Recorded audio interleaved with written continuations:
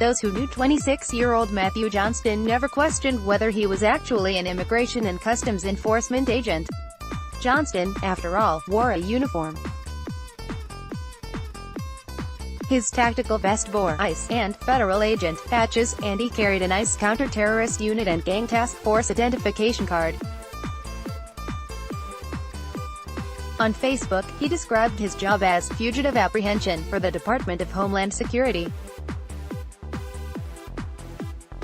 As part of his facade, which lasted throughout much of 2017, Johnston once flashed his car's blue and red emergency lights to chase another vehicle, which caused a collision, prosecutors said.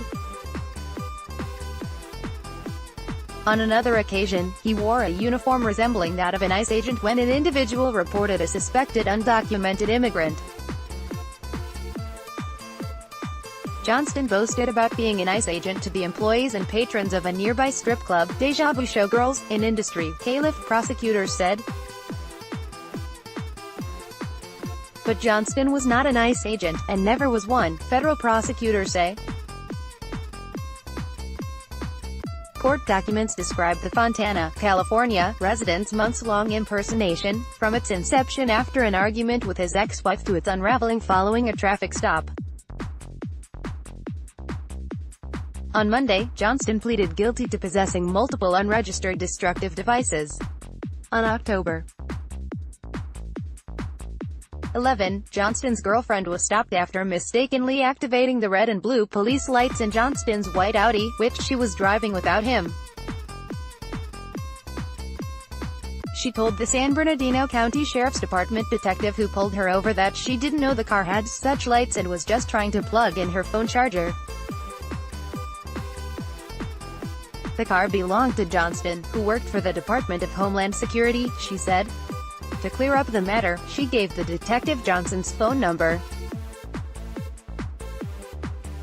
When the detective called Johnston, he falsely stated that he worked for Homeland Security and said he had forgotten to remove the lights from the dash of the car. Then asked the detective to tell his girlfriend to remove the lights and place them under the seat. The detective did so and allowed the girlfriend to drive off, court records show. But the incident left the detective suspicious, the court document recounted. The next day, he called the local ICE office and learned that no records indicated Johnston was ever employed by ICE or the Department of Homeland Security. ICE officials then began to poke around Johnston's social media accounts, looking for something that would confirm that he was an ICE agent.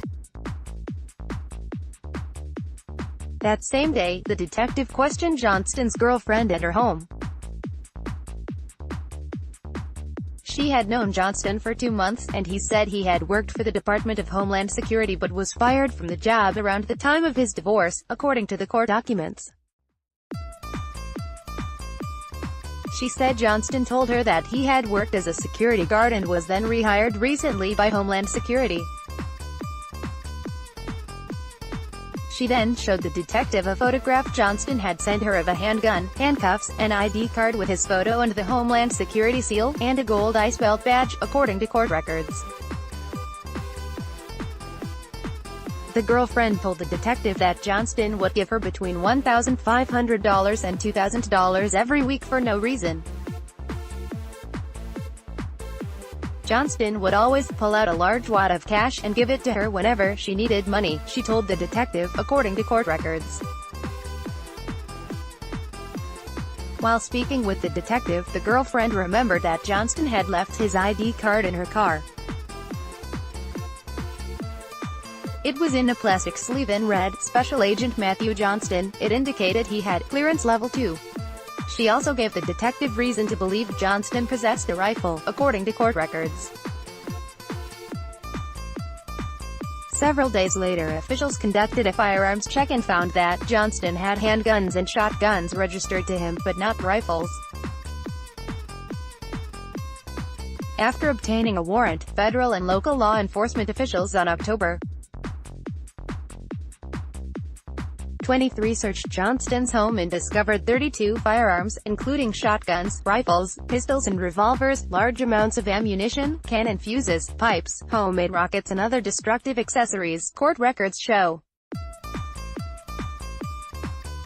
Federal agents eventually tracked down more weapons using geo-coordinates from Johnston's cell phone, which led them to open desert land where they found 5 unexploded or partially exploded improvised explosive devices, an expended smoke grenade, and what remained of an exploded pipe bomb, prosecutors said. A grand jury in November charged him with possession of a fraudulently made government seal. In February, Johnston was charged with possession of an unregistered destructive device.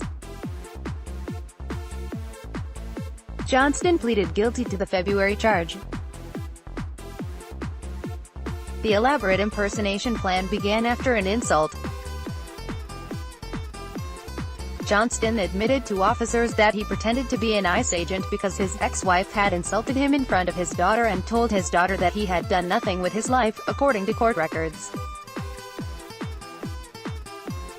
He had decided to masquerade as an ICE agent because nobody knew who ICE was and he did not want to pick a local agency where people might know individuals who worked at the agency, because he feared being caught, according to court records.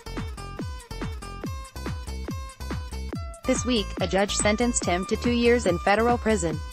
An ICE spokesman could not be immediately reached for comment.